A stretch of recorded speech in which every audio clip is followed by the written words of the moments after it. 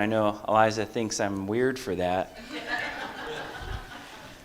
But as some of you all know, a couple years ago, went back to school and finished a psychology degree. And so the questions that you all ask, I'm going to be learning just as much about you all. So keep that in mind.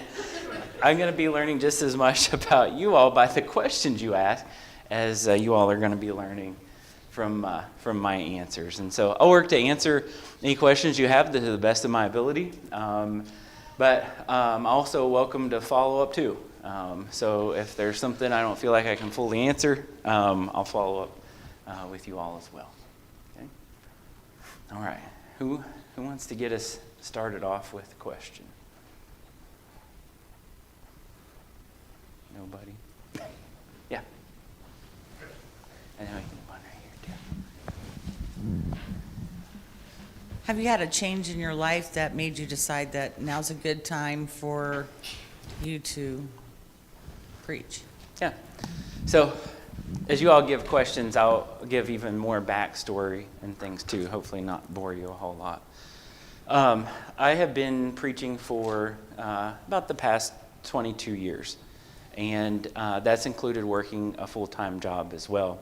Actually had a question earlier too, if I've ever had any kind of preacher training or any special schooling or anything like that, and no.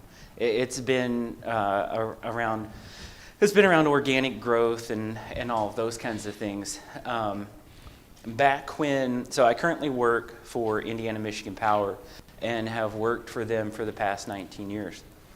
When I had that job offer at a very young age to start at I&M, I also had an offer to go work with L.A. Stauffer in Kirkwood, Missouri in a preacher training program, and actually to work directly under him. And so I sought wisdom and counsel from older men at the time who were probably my age now or a little bit older. And they said, Josh, what we found in our experience, it's very helpful for you to have work experience so you can relate to everyone else in the congregation that goes to work, works a 40 or 50-hour week and those kinds of things. And so I've always had that desire to want to preach. So given that counsel, started a career with the power company, so that's included engineering, leading a project management department, leading a continuous improvement department, and that's kind of where I'm at today. And so preaching has always been something that I've wanted to do, and I actually had the opportunity to do it along the way. We lived in Ohio, Eliza and I, when we were married for about 8 years, and had the opportunity to preach almost every Sunday. And so before we started having children, we were going around lots of congregations in the area, preaching almost every Sunday. And then, of course, life happens and kids, and especially the twin boys, when they were born, that'll throw you. Then it did. We were in a haze for probably about 3 years before we emerged out of that. And so preaching has always been one of those things. When we moved to Indiana 11 years ago, worked with the church in Muncie for about 9 years. So during that time, became a deacon. I'm giving you guys all kinds of information. There won't be any questions left. Worked as a deacon with the church at Muncie for many years. And then I had opportunities to preach there some, but not like I had in the past. And so that desire and that fire was always there. Phil Morgan and I happened to connect, and I said, I don't need a preacher training program, but I would like to have a mentor and have the opportunity to preach more. And so I've had that at Newcastle, and then with the opportunity here over the past year.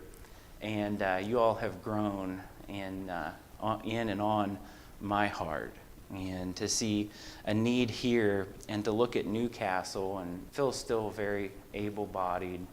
And for a time we had 4 evangelists there, Dan Kane visiting, and now we have Bryant Bales there too. And to have that and to see the need here, it's been pulling at my heart, and it's even to the point my conscience has been bothering me to want to continue to do this work and maybe do it more fully. So hopefully that answers the question and so much more, but that's kind of the backstory of where we've been and where we're at now. I guess I'll go ahead and add on to it.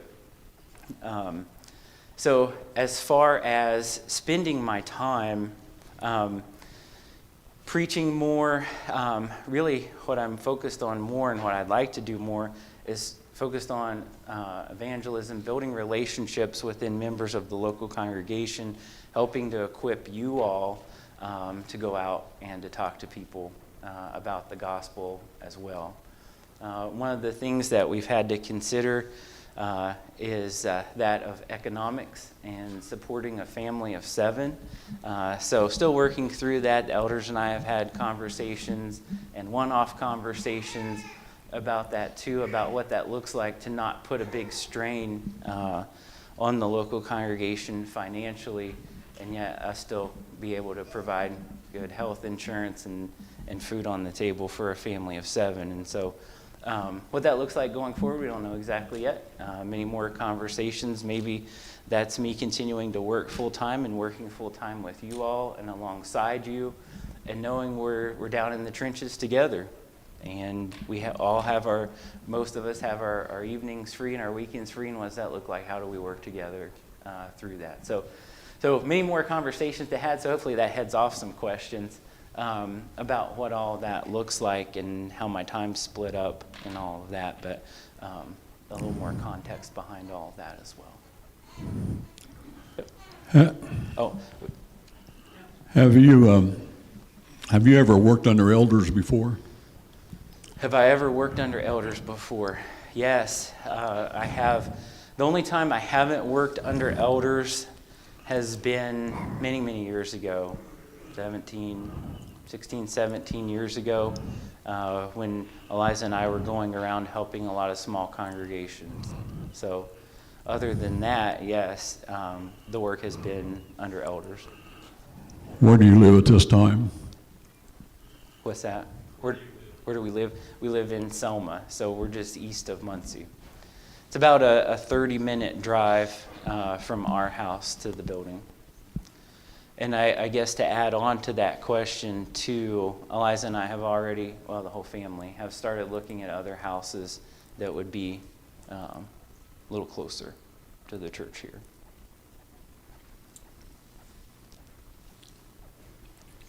I got a question. How important is visitation to the sick? How important is visitation to the sick? The elders have been filling in since we didn't have it in the batch. I'm in the hospital a lot. Mm-hmm. And it really boosts my spirits when Dennis or Vernon or any of them come in to see how I'm doing. Yeah.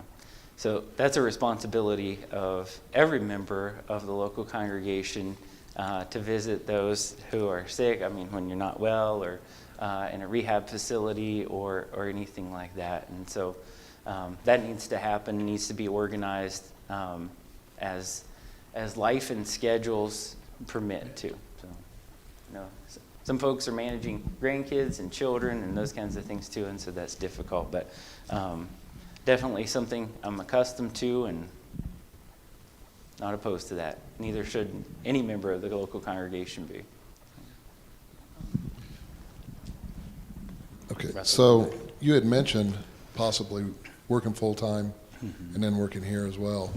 Is that kind of a secondary thought, or is that something that might be really in the forefront? Because, as I say, I not that I don't want a full-time evangelist here, but I think that it has made the men of this church stronger to step up and do a lot of the things that we've been doing. And I think if we step back from doing a lot of that, that I'm afraid, for me, I think that I would kind of go backwards. Just because I'm not being, up there doing as much. Yeah. I hate to say that, but I know myself, and I think it would go backwards. But having a full-time evangelist, I think, might be a step backward maybe.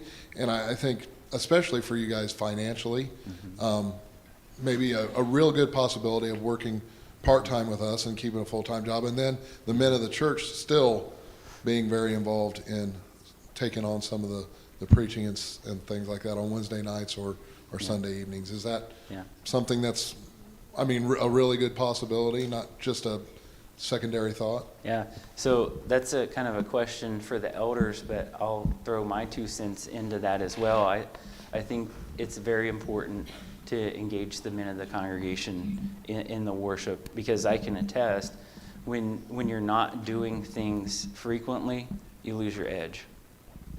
Especially things like speaking and things too. So depending on an arrangement that we come to, that may very well be the case and be the right thing for the congregation. So again, the elders don't have to answer that right now unless they want to, but wisdom from the elders on that. But I guess one thing I'll add, I will not demand to have the pulpit every Sunday and every Sunday night and teach every Bible class. That's not the work of an evangelist from my perspective, is to hog the pulpit.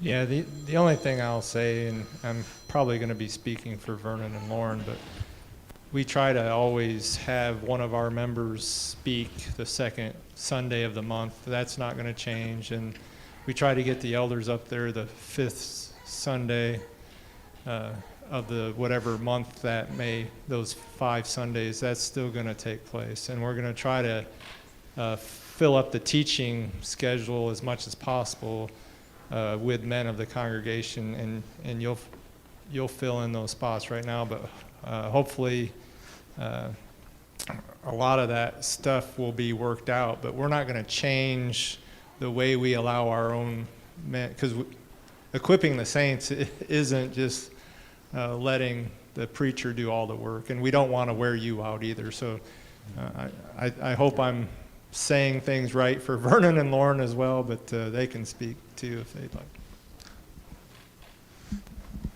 Yes? Will you still be doing the prison ministry also?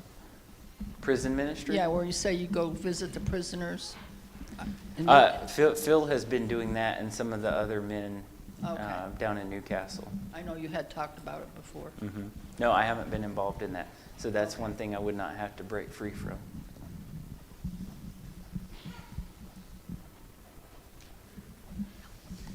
Yeah, I come from a lot of congregations. I travel. And most congregations nowadays are small congregations. And most congregations I visit are all elderly, very few young people. Do you have any ideas or programs to help this congregation grow and return the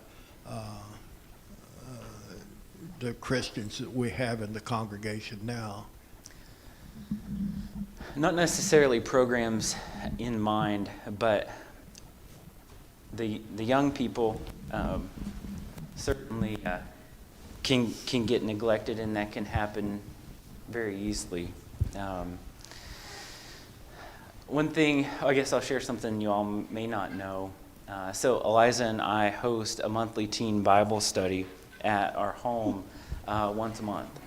And we've been able to pull in really teens from kind of all this area. So Muncie, Newcastle, kind of the triangle. Muncie, Newcastle, and Anderson. Some of the kids from here have been able to come. Some haven't because of schedules. But we host that.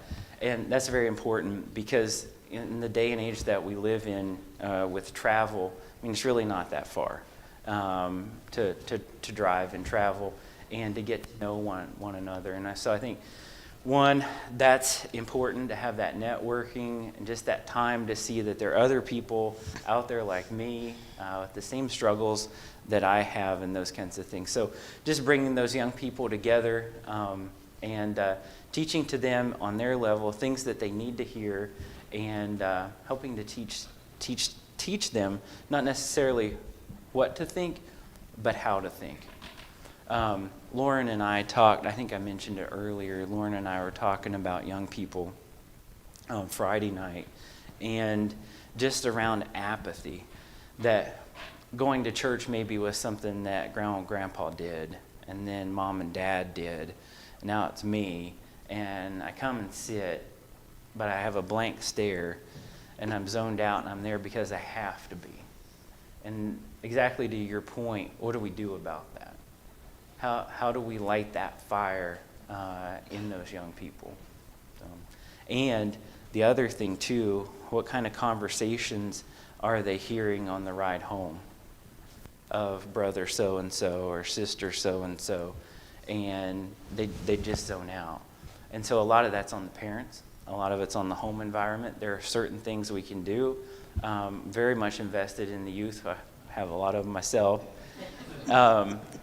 And raising them up, not because it's my faith, but because they have a relationship with Jesus Christ. And that's one of the things that Eliza and I have been working with our own children, is rallying around something. That there is something that we can do to go serve the Lord. And working with you all will be a great opportunity to rally for these young people and give them a purpose, something to go do. And it's not something you just come and sit and do and go throw a football in the yard afterward. So I don't have any specific programs in mind or anything, but it's always at the front of mind because, yeah, I mean, you all can look around, and to your point, a lot of congregations can look around and where did the young people go? Where are they at? Some are off to school, some have moved away for jobs, those kinds of things that the world we live in. But are they faithful? That's the best answer I have for that right now. Yes? Right here, Josh. I was going to say was we would like for you to be our preacher, and if you have any questions about me or my mom or dad, you can ask either one of us. I don't even care. Thank you. If I don't have any questions right now. If I think of anything, I'll talk to you all. So appreciate that. Vernon? If you have any questions for me, you can ask Tara also. Okay.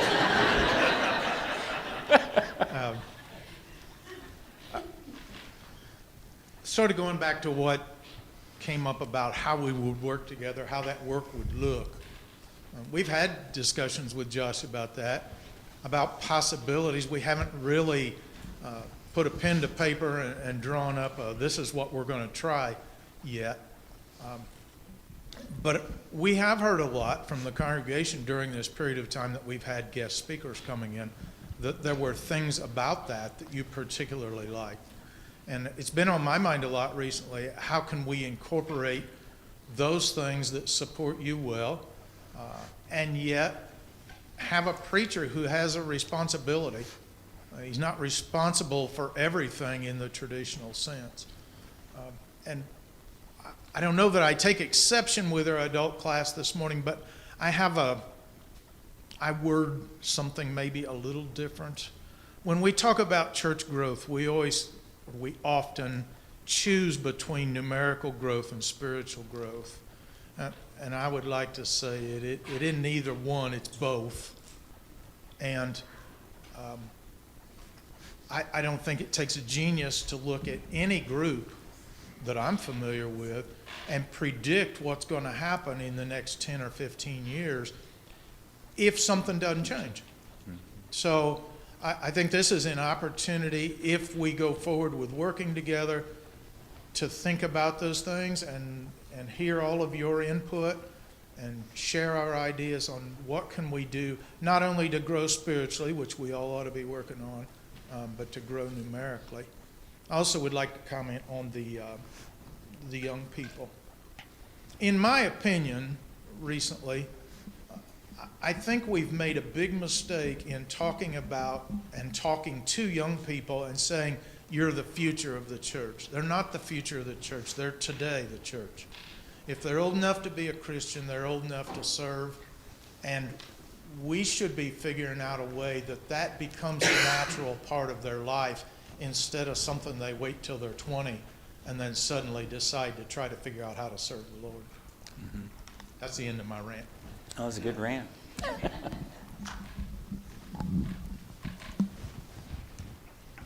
You can go ahead, Mike. I'm just curious, in a general sense, if you could kind of speak to what you view as, the elder evangelist relationship, and what your experience has been, and what you kind of envision, like I said, in a general sense.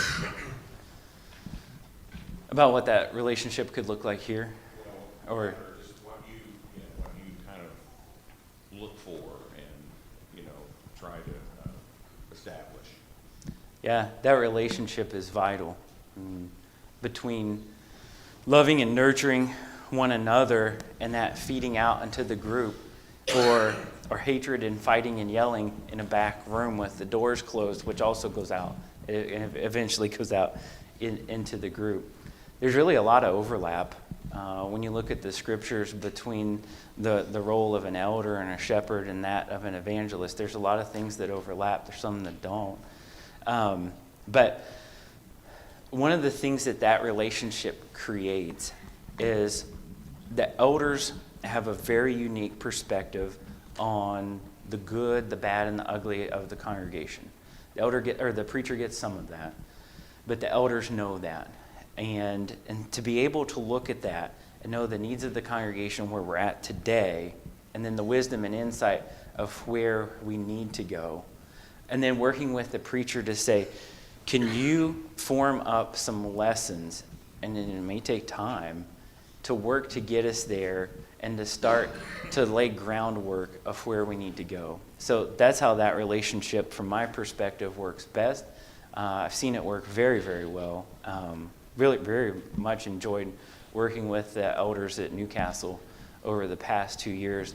But it's that willingness to want to work together, to do our best, to offer our best, and to put our own selfish thoughts and ambitions aside, but look to what's best. And so that relationship can be beautiful.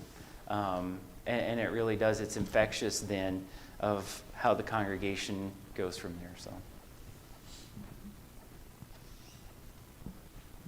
It's me. Yes. Hi. Is this something you'd like to do like long term, or are you thinking just a few years maybe? Long term. That's cool. Till the day I die. That's awesome. Yep. So I actually even said that to our financial advisor the other day, talking about what retirement looks like. And it's like, well, retirement may look like one thing, but as far as preaching goes, or the work of an evangelist, or some form or fashion of that till the day I die, I believe we're all given talents by God, and we're expected to use them. And so I'm not going to be one to shrink away from that. Yeah. So back to like your schedule and work and preaching. Yeah.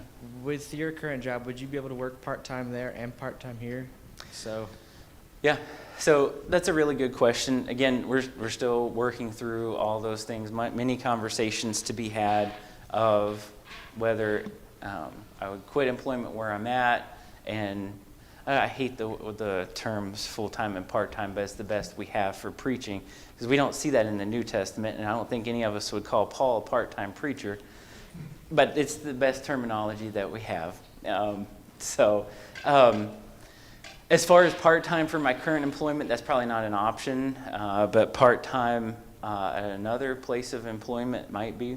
So there's a lot of... I'm sure it'd be very stressful trying to take care of all the needs for the church and work a full-time. So I've been doing that for the past 22 years and have just kind of learned to balance that. It would be a little heavier of a load than I'm used to, but my mind's already there. So my evenings when the kids are in bed and weekends when I'm not working on chores around the house or doing other things, my head's already in that space. I'm in Bible class prep and sermon prep anyway, so it would be a change, but not a great change. Yeah. So I wanted to ask some questions about like the topics that you preach about over the years that you've been doing this. There's a lot of sermons on things like lying and adultery and not so much murder, because I don't think we have a big problem with that in the church, but things like that, like gossip and cliques and all that. I really appreciate topics that we don't really consider to be those big sins, or even something that might be a little bit more nuanced, like it'll say in a list of sins, liars, but it'll also say untrustworthy. So what does that mean? Like a sermon on what does it mean to be untrustworthy, apart from just being dishonest.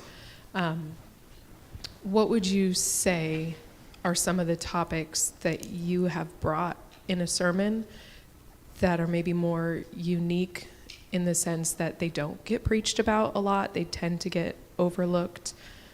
And then to kind of add to that, I know that you were saying there's no touchy subjects, there's just touchy brethren. Are there topics that, I guess I'm just going to say touchy, that maybe even are touchy for you personally, and you've still preached on it because you felt like you needed your toes stepped on, that kind of thing? Yeah, that's a big multi-part question. All right. So let's see if I can break that down a little bit. So some nuanced subjects that I think need to be preached on. I kind of alluded to it when we were talking about young people. And that is how to think. Okay? Not what to think, how to think. So take, for example, I've actually started sketching some of those things out, and I want to start to present some of those things over the next few weeks and months anyway. And so, yeah, I guess it's not individual nuanced things, but it's how to take all of those things and decide, what does God want me to do with that? Okay, so we'll take the subject of drinking. Okay, I'm a Christian, and I'm considering drinking alcohol. Okay? How do I think through that? Do I just do it until somebody tells me it's wrong? What does that look like? So it's taking, and this is what I've been working with the young people on a lot too, around a lot of different topics. So I have this bottle of beer. We use beer for an example. As a young person, as an old person, why do I want to drink it? Okay, come up with an answer in your mind. You gotta come up with an answer. It can't be because I want to. Okay. Really, why do I want to drink it? Okay, what are the health benefits of it? Because it's a food beverage that I want to ingest. Is this going to make me feel better? What's it going to do? Okay, what's everybody else going to think about it? Okay, answer that question. What are the consequences of it? Okay, answer that question. And just keep learning how to ask ourselves questions and really be honest with ourselves as we go down through that list. And as you get down through that list of things at the end, if you still feel comfortable with your decision there, then it might be okay. And then seek guidance from other people on that too.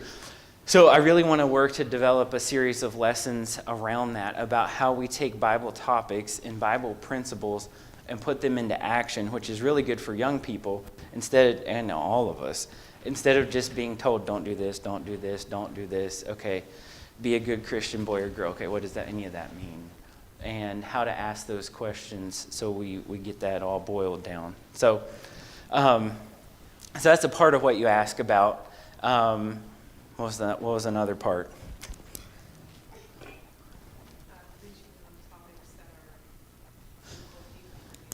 Preaching on topics that are difficult for me.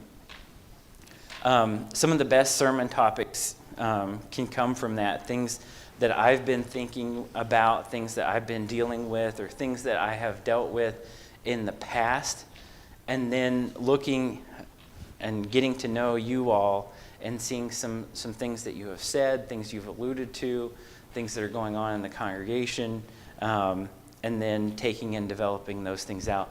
A lot of the sermons that I preach deeply convict me. And it's for that reason. If I need it, I think everybody else could use it too. But yeah, just know that I'm not exempt, and most of the sermons I preach step on my toes the hardest, and they have for weeks and they have for months. And it gets to the point where I think I could present something that could be helpful to you all too. Is that helpful? Was there anything else, any other parts to that? Well, I think the only other part was like, what have you already preached on that you would say is more of a lesser talked about topic? You can get back to it if you like. All right, let me think about that. Lesser talked about. Okay.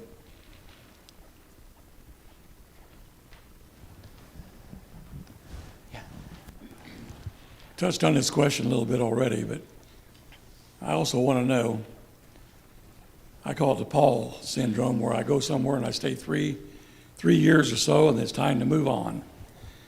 Versus preachers you've had for like 17 years, well-liked, did his job well, but he left for a good reason. When we say I'm in for the lifetime, which way are we going on this? I want to stay with, raise my family here. I want to stay here as long as the work is good, as long as there's growth and spiritual growth, or I got to move on because that's what we do. Attitude. That's a big question. That's a really big question.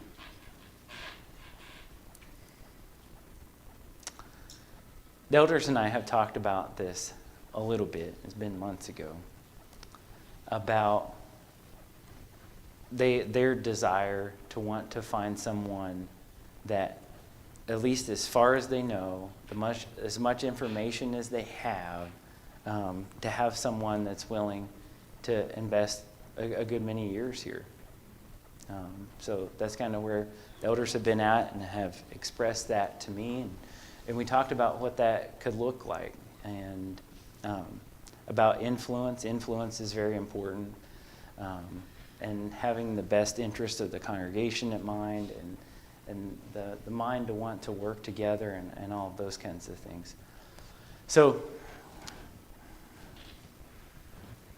I'll decide how I want to offer this up.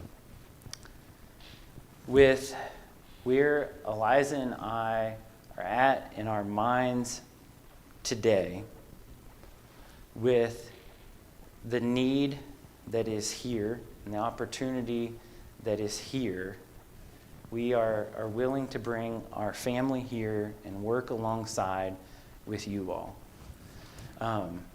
What the future brings, I don't know. I know I'm not going to be looking for the next best thing, or looking for a big big mega church to call and say, hey, come be our preacher, or anything like that. That's never been my MO. It's I've always really, over the past 22 years, worked with smaller groups wherever there's a need. So I'm not looking to jockey around and land at another church and make a big name for myself. I'm looking to work with a group of people that can use the benefit of me and my Bible study and my family's influence, and that you all could be a good influence on us. And so that was kind of the reason behind the lessons this morning, was to see how you all react. So I know this is your time to kind of grill me. Well, I've been grilling you all too, not just today, but over the past year. How do you respond to absolute truth? And so I've liked it. And so that's a good sign to your question, is how long do we want to be here? As long as we're all willing to work together and we're making progress for the gospel. So that's about the best that I could answer. I have, almost forgot this, I have an aging mother in Southeast Ohio. What her care looks like in the future, I don't know.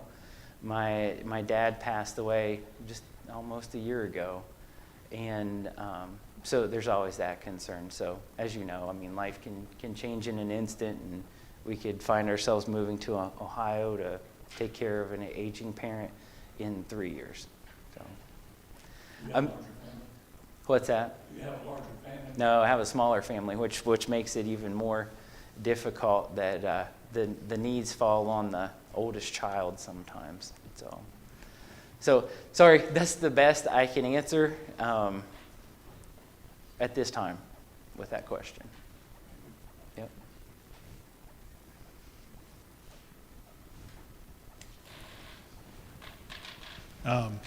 You said you have kind of been grilling us over the past, year or whatever. You've been doing kind of your own research.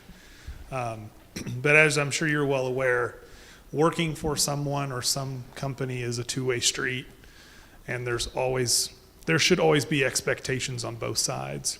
That's right. And so with that, outside of what you've kind of already deduced about us, so to say, is there anything else that you would look for in a congregation to work with that you, as an expectation for us, so to speak? Nope, this is a really good question. Nope. I have sought counsel on this opportunity by many trusted men all over the U.S. And they have asked me, they've asked me, they said, are there any red flags at the church in Anderson? And I said, no. No big red flags. So I don't have any other expectations other than we're all working every day to remove all those selfish tendencies that we have, and the finger pointing of, I can't believe she did this and he did this, or why would they say this or do that. As long as we're working diligently, it's hard to do that, all of us, and have a mind to work together. I don't have any other expectations. And bringing our best. Do you have any thoughts as far as how you might view evangelism as far as reaching out to the community, things that we could put in place as a congregation? Obviously be working with the elders on those kind of things, but different ideas of how, whether it's, social media presence, those kind of things. Any thoughts on that? Yeah, I have a lot I could say about that.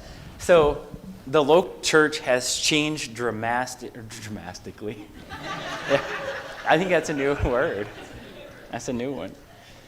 Dramatically, as transportation has evolved over the years. So this congregation is no different than any other. We've got some folks planted very, very local, and we've got folks that drive 20 minutes, 30 minutes, 40 minutes, 50 minutes, more, hour, 50 minutes maybe at the most.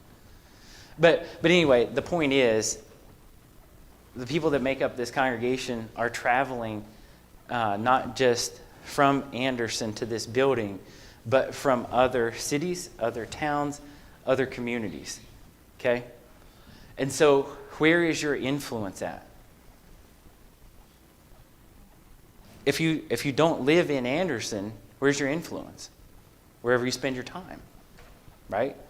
If you live in Anderson and worship and come to this building in Anderson, your influence is in Anderson, right? That's where you go to the store. You see Anderson people when you go to the store, or when you go get your hair cut, or beauty parlor, wherever you go. In Anderson, go to the gas station, you're seeing Anderson people. Your influence is here.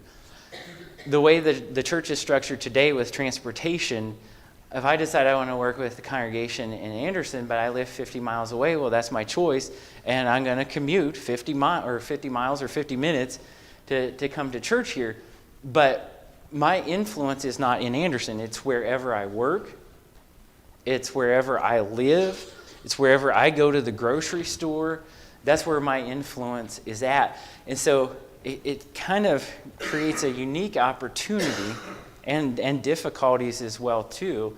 So for those that live around here, inviting someone to come to church with me is easier. If I live 50 minutes away, I'll just say Indy, I'll throw it out. If I live in Indy, but I've chosen to come and work with this group. If I'm down around home and I invite someone to church, there's going to be a lot of questions. One, an hour? Why do you drive an hour? I don't want to drive an hour. And they may live by one of the local congregations down in Indy, and it's like, well, what's wrong with them?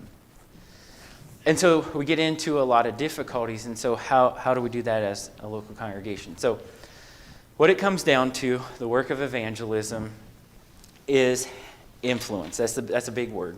Influence and relationships wherever you live. What we need to get people to do is open up their Bibles. I'm actually working on an evangelistic tract right now that I'm creating. I'm creating it for Newcastle, but it's an easy copy and paste to put Anderson on the front too. So it's not going to be copyrighted or anything. I'm not selling them. But something easy to hand out, because what we need people to do, two things. The influence and relationships, we have to build those. People don't give a hill of beans about Jesus for the most part. They don't want to hear it from us unless we have a relationship with them. Okay? So we've got to build relationships and we've got to have influence. And when we have that, then use it. We have to use it. We can't be embarrassed to talk about Jesus Christ. Okay? Now, it might crumble the relationship. Well, you've tried. You've built the relationship. If it crumbled, it's not because of your doing. Okay? It's because their heart's hardened, at least for right now. But that's what we do one-on-one. That's how we evangelize. The other thing is just the cold contacts. When we're out and about in our community and those kinds of things too, those evangelistic packets.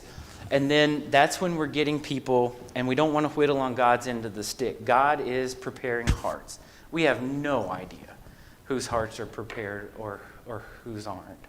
I'm an attractant for men and women in their 60s, 70s, 80s, and 90s. Every time I go to the grocery store, go to the hardware store, I don't know what it is about me, and it's all right.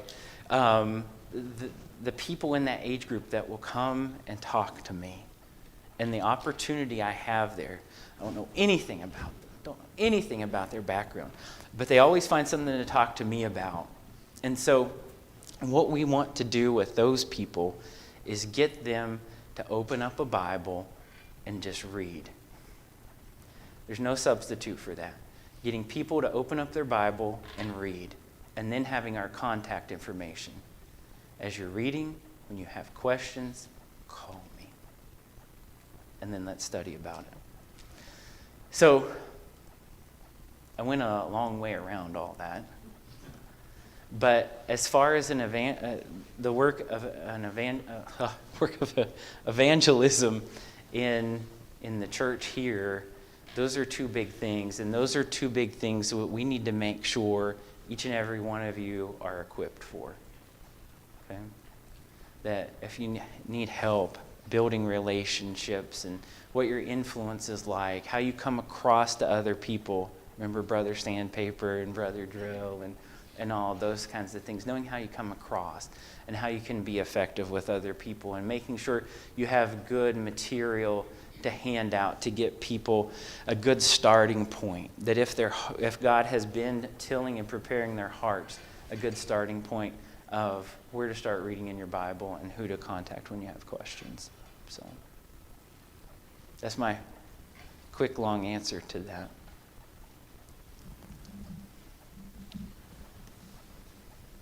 Joshua, I think you had mentioned earlier that when you began working with us about a year and a half ago now, that you were finishing up some education at that time. I was wondering, what drove you to want to further your education, and how do you think that has impacted your preaching or your evangelism? Yeah. So I've been a leader at Indiana Michigan Power for the past 11 years. And in that time, that role becomes more about people and less about work. Because if you take care of the people take care of the work. And I was spending so much time with people coming into my office needing help with things besides work, emotional things, problems at home. Can you help me with this? Can you help me work through that? And that's when I made the decision to add some more tools to my toolbox. So we have the principles of God's Word. I actually had a unique opportunity to talk to a lot of people about the Bible in that capacity. But adding those extra tools in my toolbox, going back to school and getting a psychology degree to just help people and to add value to people. So that's always been a passion of mine. But that's the reason I went back to school. It wasn't very long when I went back to school. I actually changed jobs. It's into the role I have now, I believe. The role that I have now was just a few months. I had changed jobs and supervising a new department. And one of my employees that I had before was very, very needy. I spent a lot of time counseling him and helping him. And it wasn't long till I took a new role. He kind of found himself in a place where he felt alone and he didn't have anyone to turn to. His marriage was deteriorating and he took his own life. And so it was kind of at that point, as I'm going to finish this degree. There are some things that you'll learn in a psychology degree that aren't worth anything, but there are some things that you can tuck away and they're very, very useful and very, very helpful as we're dealing with people and people problems. As I mentioned this morning, it's very, very messy. And so that was my propellant to continue on and to work then to find opportunities just to help people. So.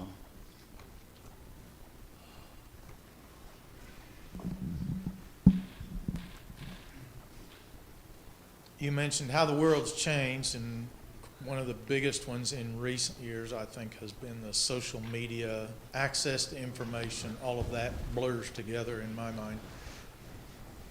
But there are problems that have come with that. And some of it offers opportunity to us to understand misunderstandings of the Scripture better, and that blows up into public online discussions. Mm-hmm. I wonder if you have any thoughts about where you fit into that, or see if your thoughts align with mine, so I'll know if you're right or wrong. I try to stay off social media as much as I can. When it comes to those kinds of things, my personal experience is it's more harmful than good. As far as, this goes back to the evangelistic question too. Sorry, I forgot that part. As far as creating like a podcast or a message or those kinds of things, that's actually something I would be interested in doing or partnering up with someone to do. But I'm not looking to save the world. I'm looking to be an influence where I'm planted. And so if we spend effort and time into something like that, it needs to be focused to the geography of this area, that they know this is where it came from, this is the person I need to see, talk to about spiritual things, and all those kinds of things. As far as just blasting out spiritual information to the world or the rest of the United States on social media, those kinds of things, I personally don't see it doing any good because it's so flooded and saturated. Everybody has a comment and a thought and those kinds of things. So to me, I would rather not spend my time in all of that, and I don't use social media hardly at all, other than to scroll through and check up on people every once in a while. That's kind of my thought on all that.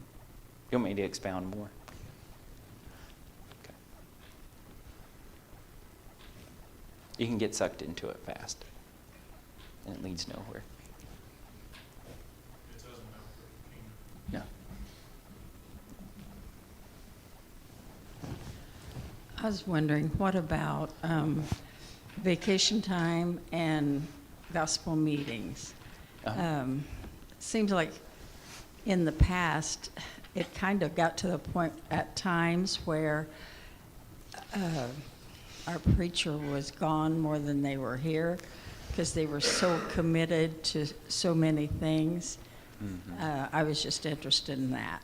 So probably reveals something about me, but I'm sorry. Yeah. No, that's all right. So the elders kind of offered up what they would be willing as far as vacation and gospel meeting time and those kinds of things to what seemed reasonable to them, kind of maximum amounts and all of those kinds of things. Last year, I only preached one gospel meeting. That was in Westfield. But if I'm working secular work too, that limits it because I have to take vacation time there as well to go do that. So I preached a gospel meeting in Westfield last year. Vacation time for us, vacation for a family of 7 is very expensive. It's hard to do. Most of the vacation time is weekends to go visit my mom, make sure she's all right, and take care of things around the house for her. So, but I agree with you there. Yeah, that can be abused, and it seems like running around doing 100 other things when you need to be around more often. So, yeah. Again, I'm still thinking of a past preacher. I'm talking about getting to know people. This man was always in the back door when the sermons were over, greeting people. And not getting in an office somewhere or staying out of the way. But he was out there, and people got to looking for this man. And they knew this man, even when he wasn't at the building. And that's a good place to see a preacher, I think, is to meet the people. Yep, I agree.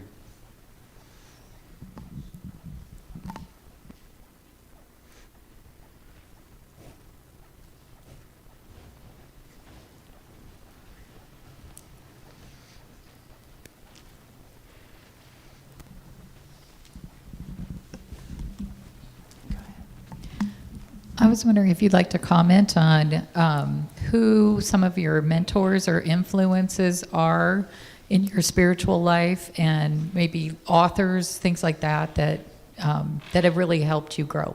Yeah. You're going to get me excited now. Thanks for breaking the tension again a little bit. Ron Daly had made the biggest impact on my life. Growing up, my father wasn't a Christian, and so my mom diligently worked to take my sister and I to worship.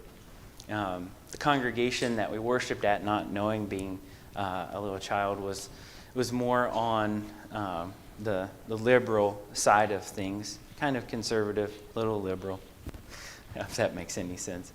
But my mom worked to diligently take us. It was the closest congregation to where we lived. It was about 3 miles away. And mom was just a really good influence in that way to make sure we were raised in that environment. And I don't know how old I would have been, 11, 12, 13, like that, or something like that. I knew I needed to be baptized. But without that father figure in the home to go to, I felt like I was kind of alone. I felt convicted at the time. I let that feeling pass. There were actually times during the invitation, I can remember being young, that I would be shaking while we were singing the invitation song and then the sweat just pouring off of me. Well, you know what? If you don't do something about that, that feeling goes away and you get numb. And that's where I was at. And we had, I was 17, 18, close to 18, something like that, 18. Ron Daly came for a gospel meeting and didn't know anything about the congregation. The elders at the time had kind of found him and said, hey, we kind of need a jump start, and Ron willing to go. He came to Southeast Ohio and preached a gospel meeting for us, and I got to know him kind of over the course of that week, and of course the elders knew me, and the elders had talked to Ron about me and all of those kinds of things.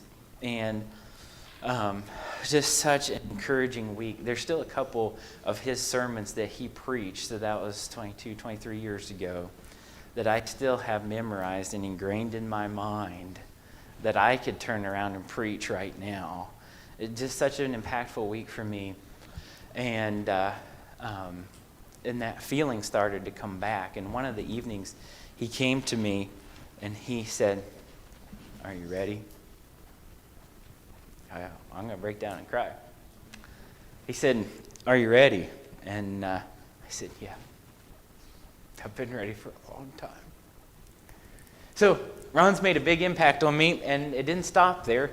We stayed in contact, and we'd run into each other as Eliza and I moved up to Northeast Ohio to the Akron-Canton area. We lived there for about 8 years. Ron came to Brown Street in Akron. We had him over in our home for a meal. Ron would send me books that he had written, and Aaron Earhart and others. We went to see him in a gospel meeting in Inglewood one time. He gave me a big box of books of just all kinds of spiritual nuggets and those kinds of things. Ron's made the biggest impact on me in getting me jump-started and going in the kingdom.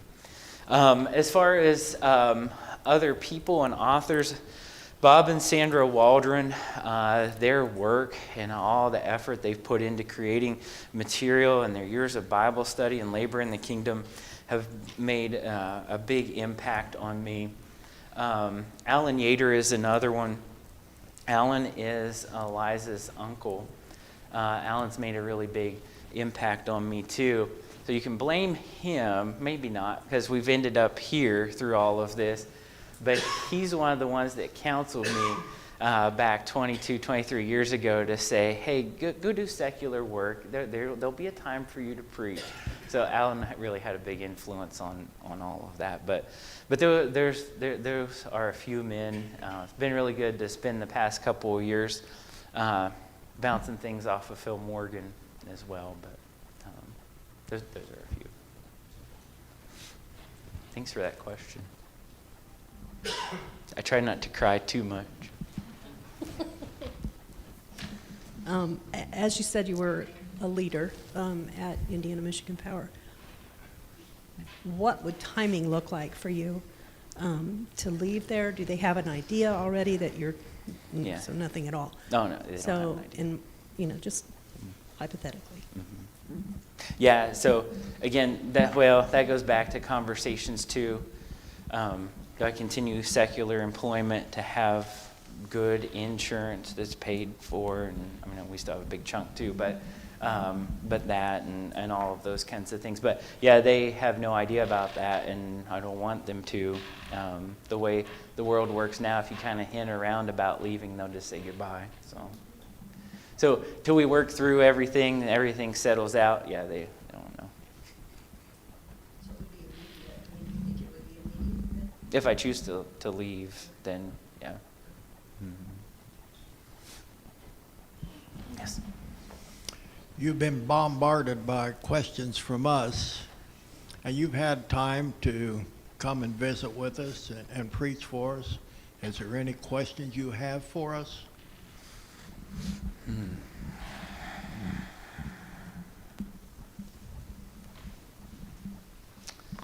I don't have any questions for you all right now. Thanks, though.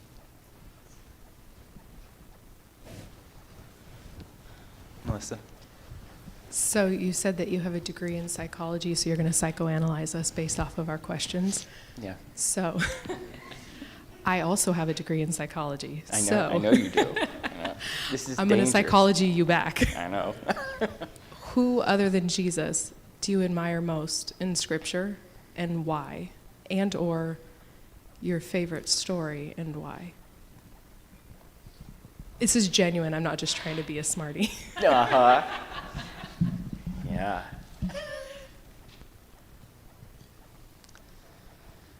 He's a big character in the Bible. If I had to pick someone, it would probably be the Apostle Paul. If I had to pick one character. And it's just because of his approach. His straightforward approach. There doesn't seem to be any kind of filter on him. Yeah, everything was done out of love. And we see that as and it was mentioned about traveling around, staying here and there, and just about how the Ephesian elders just wept and cried. And that's because of the relationships that were built. But I really appreciate Paul's approach to things too. We know that he made tents probably out of leather and those kinds of things too, to provide for himself. And we know he got an occasional gift from the Philippians now and then, but just his approach to that, to say, you're not going to hold anything against me. I have the Word of God. The Word of God needs shared, and I'm going to go and I'm going to do it. And whoever will listen to me will listen to me. Whoever wants to join and come into unity and work side by side with me, let's work side by side together. So.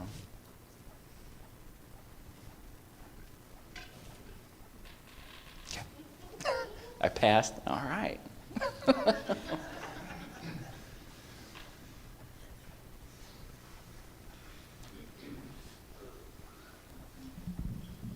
So you've observed this congregation for a while. Is there a topic that you think that this church would need preached on? That I haven't already?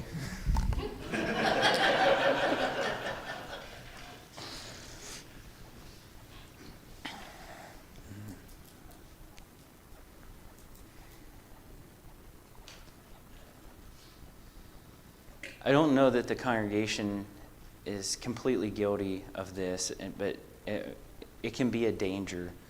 Watch out for cliques. So, what do I mean by that? Age cliques, okay? Older people gravitating to older people, okay? Now, you've got a lot in common. You've lived a lot of life. You've got a lot of stories to tell. Younger people gravitating towards younger people, and Lauren and I talked about this, moving around as a clump and working their way out the building. So that's one thing that I think we can work on. Mentioned in a lesson, when we did the modesty lesson in Titus about that approach. And so it's not just this congregation, it's every congregation, but making sure to team up younger people or middle-aged people with older people. I've really made a concerted effort. Well, I guess this goes kind of back to the question of what can we do with these young people? Team them up with older people. The older people need that. The younger people need that. You both may not know you need it. You may not feel like you have anything in common, but Scripture scream it. Younger people don't need younger people. There's a time and a place for that. We know it plays fun and all that. But younger people need older people, and older people need younger people. So I won't have Addie say anything. She'd be embarrassed to death. But I have worked over the past couple of years to team her up with older women. To go to an older woman's class or an older woman's house and have sewing lessons. Because, mother-daughters can butt heads sometimes. It is how it is. They love each other, but it happens. And so teaming Addie up with another older woman that really likes to sew and enjoys that. Addie learned a lot, and it's just a great relationship. Going to another woman's house to learn to bake. Again, is it fun with mom? Yeah, sometimes. Is it fun with grandma? Yeah, it's fun with grandma sometimes. But a completely different woman, and building that relationship and bringing home good recipes too. But I think that's something that can kill a lot of birds with one stone. Are those kinds of things, and how does that look? How does that work? How do we nurture those relationships? That's what keeps young people involved too, when they know they have a lot of people looking out for them and actually truly caring about them. So that's one thing that came to mind. Yeah. So this is going to determine whether you get the job or not. What's your definition of older people? 100. 100 years old. It keeps changing now that I turned 40, so it keeps changing. Yeah.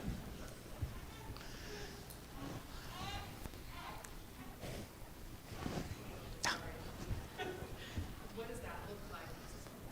What does that look like? I can hear you, but it's not on. What does that look like then in putting that into action as far as matching people up? Would you consider that something you would encourage parents to do for their kids, something you would encourage adults to do to pick a kid, because that actually sounds kind of creepy.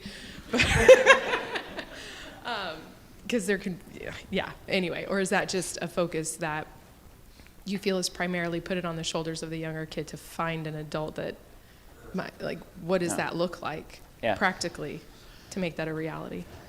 My experience, and so I can speak from that, our experience. Addie had nothing to do with it. It was me kind of looking out around, knowing talents and abilities of everybody in the congregation. So we should all know each other, right? We should all know what we're good at. So knowing that, knowing kind of where Addie's at in her life and her development and her headspace, and then me mentioning it to Eliza, saying, hey, Addie would do really well teamed up with so-and-so. Can you make that happen? And so, well, because it was women involved. And so Eliza would text and be like, would you be willing to give Addie sewing lessons? Well, sure. And that's about that. What day of the week you want to do it and what time. And how many months you want to do it. It's helpful to have a start and end date. But that's what it's looked like. Me being an instigator and putting everybody else to work. But it could look a variety of different ways.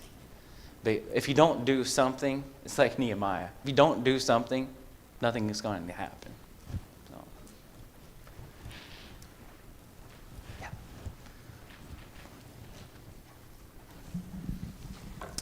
Curious to know, how do you handle conflict when there's a brother or a sister and there's a disagreement? You've got this calm personality about yourself, but in the heat of the moment, and there's somebody coming at you, because it's going to happen from time to time, and they're in disagreement with what you're saying, or they don't appreciate something about you.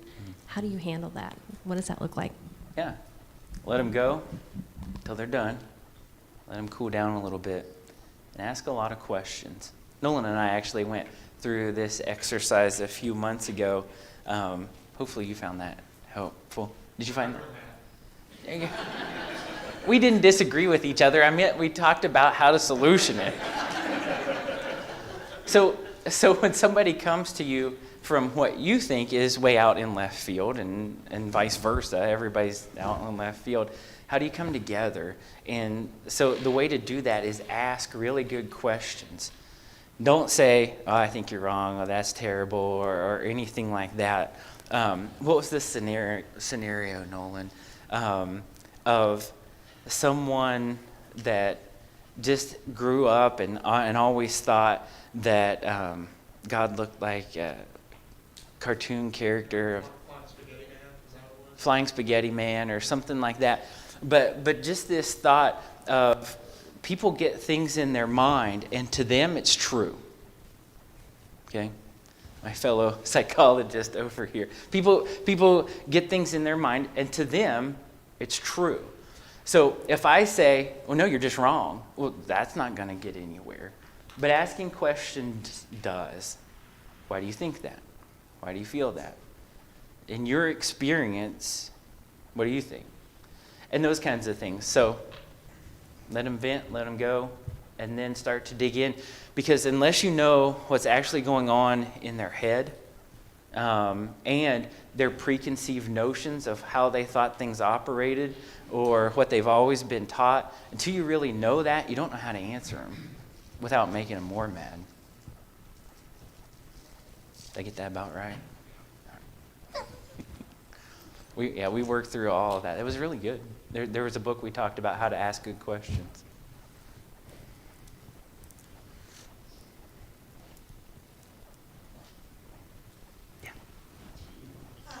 Do you and your wife, Eliza, ever have disagreements about the kids or fights or something like that? Yes. Yes, we do. We are a normal couple in that way. I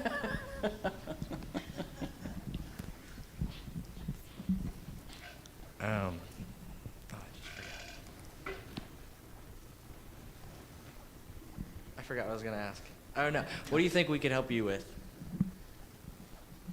Well, that's very kind. I appreciate that. I think at this, so we were at the juncture. So the reason for today, I had some really good conversations with the elders, and Eliza and I had many conversations about all kinds of things, and we were to the point to know where you guys are. So after getting to know us for over a year and getting to know us a little bit better today, where are you guys at with being without an evangelist for a year? So I've gotten to hear a lot of good things. Being without an evangelist for a year and getting to know us and what we may able to come alongside you and offer and help and support. Where are you guys at? Are you interested in us joining up with you all and working alongside you, or think it's not a good fit at all? And so that's kind of where we were at in the point of our conversation. So kind of after today, kind of evaluate that, where you all are, and then can jump in hot and heavy with those conversations again about nuanced things, about how I spend my time, what work looks like, how Eliza and I are going to support a family of 7, where we live, all of those kinds of things. So that's kind of where we're at. That's the progression of where we're at today. Ooh, got a lot of questions now. Have you ever considered doing any kind of debating? I haven't. Nope. Because there's a lot of things going on with AD 70 and things of that nature. So I just wondered how you would ever, if you would ever do it, something like that.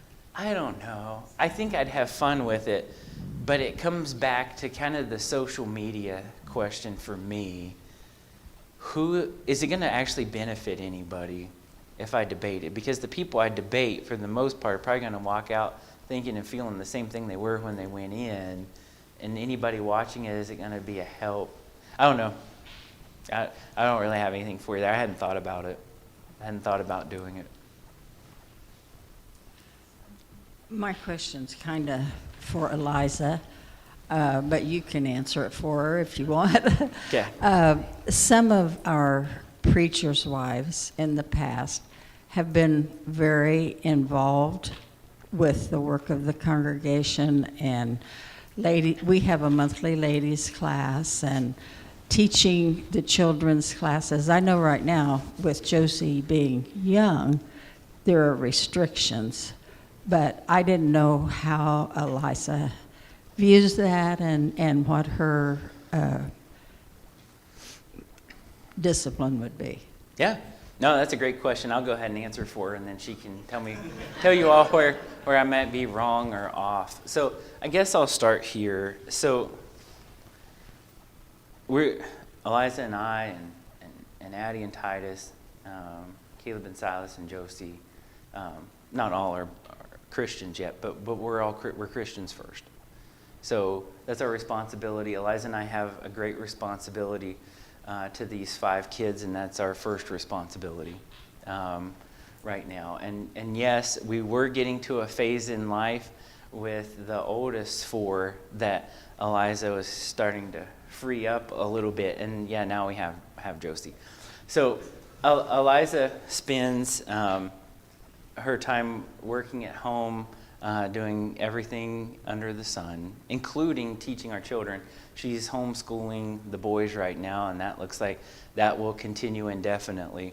As far as how she currently spends her time, I don't know if she wants to deviate from this or not, but there are Bible classes on off nights of the week that she attends when she can, depending on Josie, if Josie's healthy, not healthy, those kinds of things. There's been ladies' Bible classes that she has led as well, and done those kinds of things. But the family is her first priority, and anything else she can do to work to add value to the congregation or teach a kids class or anything else, I guess I'll speak for her and say that's just her. She's willing to do anything that's needed, but just as any of us would, fulfilling her Christian obligation as a mother and a wife.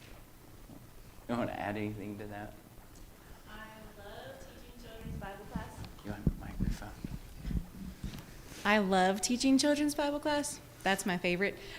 Teaching adult ladies classes makes me terribly nervous.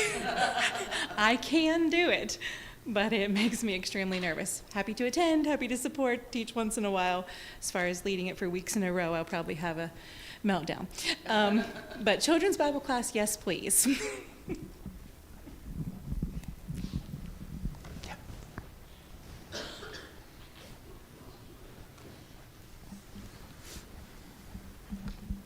I know time's going on here, but have you worked in cities that had different congregations of Church of Christ with different beliefs of the Church of Christ, and then them wanting to try to get together and study, being a part of that?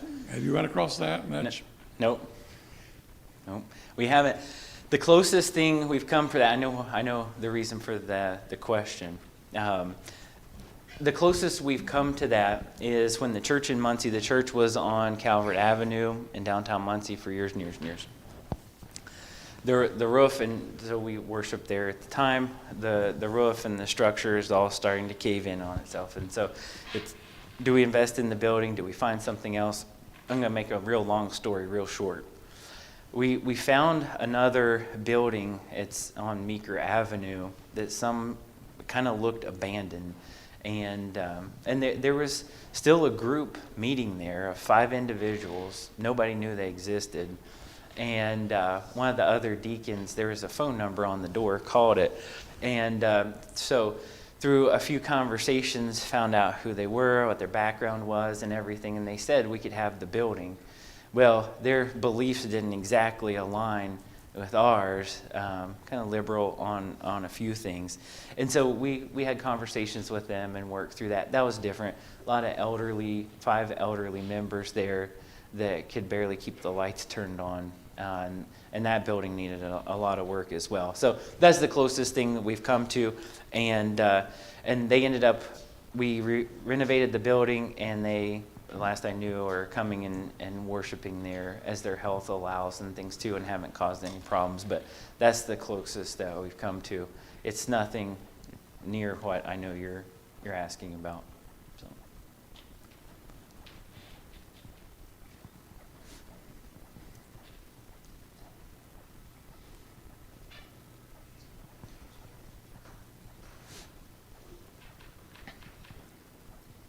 Any other questions? Just out of curiosity, if you were to do this full-time as a full-time preacher, what do you see your days looking like in your week?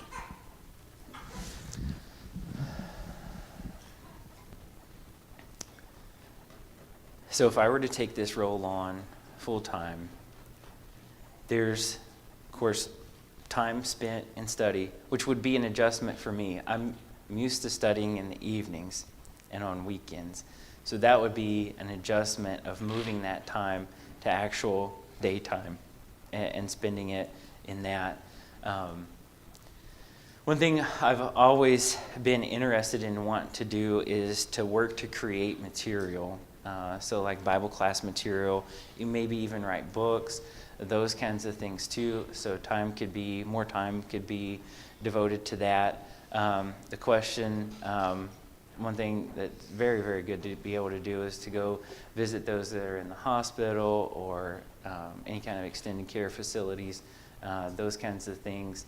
Bible studies for those that could attend during the day, one-on-one studies. So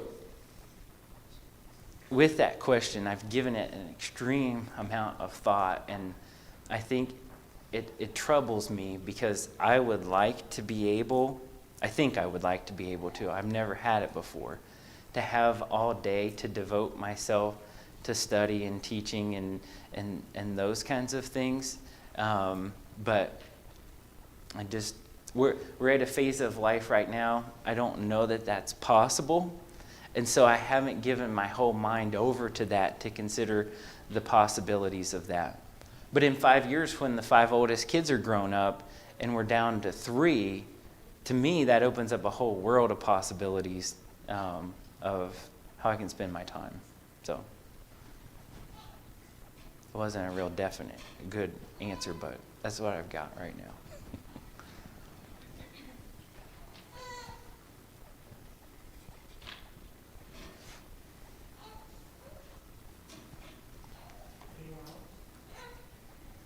guys wore me out.